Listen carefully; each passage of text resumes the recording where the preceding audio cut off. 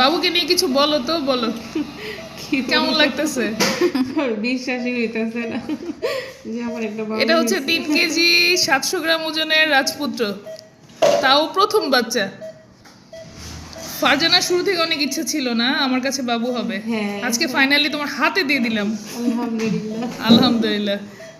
অনেক বেশি প্রেশার ছিল, অনেক ট্রাই করছে নর্মালের, হিউজ হাই প্রেশারের জন্য আসলে আমরা পারি নাই। তো এখন সিজারের পরে মা বাচ্চা দুজনই মাসাল্লাহ ভালো আছে। আর 3 কেজি 700 গ্রাম ওজনের রাজপুত্র, এটা নর্মালে হবে?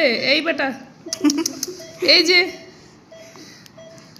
কেউ বলবে ফারজানার মাত্র সিজার না না, এখন প্রেশার কন্ট্রোল আছে, সব ভালো আছে আলহামদুলিল্লাহ। আলহামদুলিল্লাহ। হ্যাঁ হ্যাঁ হ্যাঁ, বাবুর আব্বু বিদেশে থাকে না? হ্যাঁ, কোন দেশে? মালয়েশিয়া থাকে। আচ্ছা, এই ভিডিওটা ওর আব্বুর জন্য শুধু।